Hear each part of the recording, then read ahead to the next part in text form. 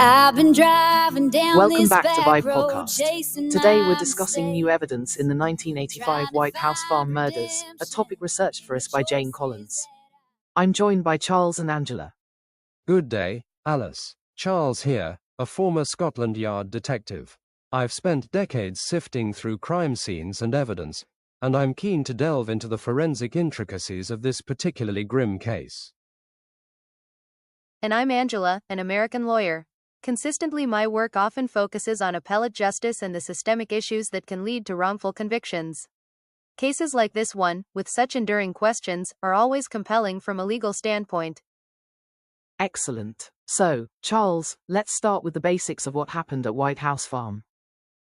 Well, Alice, it's one of those appalling events seared into the British consciousness. In the early hours of August 7, 1985, 5 members of the Bamber family, Neville and June, their adopted daughter Sheila, and her 6-year-old twin sons, Daniel and Nicholas, were found shot dead in their isolated Essex farmhouse. The scene was one of unimaginable violence. And what's particularly striking, from a legal perspective, is that despite the initial confusion, Jeremy Bamber was quickly identified as the killer, tried, and subsequently given a whole life tariff. That's essentially incarceration until death, a very severe sentence. Indeed. But nearly 40 years on, our researcher Jane Collins has highlighted some new information that is casting fresh doubt on Bamber's conviction. Specifically, a mysterious 999 call. Yes, this alleged 999 call at 6:09 a.m. from inside the farmhouse. If verifiable, its timing is absolutely critical, potentially providing Jeremy Bamber with a cast-iron alibi. The original prosecution timeline claimed everyone inside was dead by around 3:30 a.m., when Bamber first called police from his own home, 3 miles away. A call from inside hours later would shatter that narrative. It certainly raises huge red flags. The prosecution argued Bamber killed them all by 3:30 a.m., then staged Sheila's body with the weapon to make it look like a murder-suicide carried out by her. Bamber, however, has always maintained his mentally ill sister, Sheila, was the one who committed the murder-suicide. The initial chaotic recording of calls certainly muddied the waters from the outset. And that's where the initial police logs become fascinating, and frankly, problematic. There were 2 separate logs noting phone reports that Sheila was wielding a rifle. One, timed at 3:38 a.m., was Bamber's call, stating his father Neville had called him to say Sheila had gone crazy and has the gun. But then there's another log, timestamped 10 minutes earlier at 3:26 a.m., reporting that Neville himself had called police directly to say his daughter had got hold of one of my guns. 2 separate logs for 2 potentially separate calls, yet Essex police have consistently insisted it was the same call by Bamber, and the timing difference was simply an error. But a document forensics expert, commissioned by Bamber, concluded that while an error was possible, 2 logs were, more simply explained, if there had been 2 telephone calls. This kind of contradictory evidence from the beginning is exactly what leads to questions of justice being served correctly. Precisely, and it doesn't end there. After Bamber's initial call, there were other signs of activity. The first officers on the scene even claimed to have seen someone moving around through a downstairs window. Then there's telephonist Jean Rose's statements. Around 4 a.m., she checked the farmhouse line and confirmed it was off the hook, hearing a dog barking loudly, indicating it was near the receiver. Later, at 5:40 a.m., she checked again and heard a very slight moving sound. This all suggests life inside the house long after the prosecution's stated time of death. And this brings us back to the mysterious 6:09 a.m. call, which, astonishingly, was only briefly mentioned in 2002. Yes, discovered by Scotland Yard detectives during a review. It came to light via a typed but unsigned statement in the name of PC Nick Milbank, an officer who was monitoring the open line into the farmhouse from around 6 a.m. His 2002 statement claimed he heard nothing until officers forced their way in at 7:30 a.m. Yet, PC Milbank, tracked down last year by a journalist, clearly recalled a 999 call coming in at 6:09 a.m. from inside the farmhouse.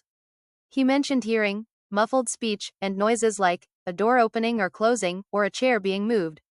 And when asked if this suggested someone was alive, he emphatically said, "Well, obviously." What's more, he denied ever making the 2002 statement in his name, insisting he would have signed any statement he made. And then, in a tragic twist, Milbank died of cancer just this year. Before his death, he gave a final statement to Essex police, claiming he'd never spoken to the journalist from the New Yorker, despite their recorded conversation now being available on a podcast. He also didn't recall making the 2002 statement, but thought it likely I did provide one for continuity, adding it would have been handwritten and signed. Conveniently, after his death, Essex police produced a handwritten, signed version of that 2002 statement, which Bamber's legal team now wants forensically tested. The timing and inconsistencies around Milbank's testimony and these statements are incredibly troubling, suggesting manipulation of crucial evidence. So, this 6:09 a.m. call, if proven, completely changes the timeline and supports Bamber's claim that Sheila was the killer, acting after the house was surrounded. It strengthens that alternative theory significantly. Sheila had recently been hospitalized for paranoid schizophrenia, had a difficult relationship with her deeply religious mother, and feared her parents planned to foster her children. The blood-stained Bible found next to her, open at Psalms 51-55 with, "Save me from blood guiltiness," underlined, adds a chilling layer to the murder-suicide narrative. But then there's the counter-argument from relatives about Bamber's strange behavior and Sheila's physical capabilities.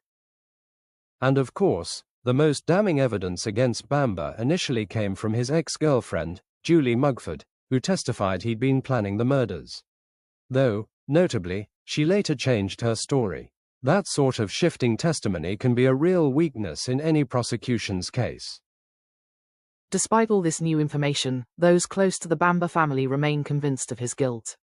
Sheila's ex-husband, Colin Caffell, and a close friend, Tora Tompkinson, both emphatically state Sheila could never have carried out the killings. And Essex police have stood firm, saying that all appeals and reviews have never found anything other than Bamber is the person responsible.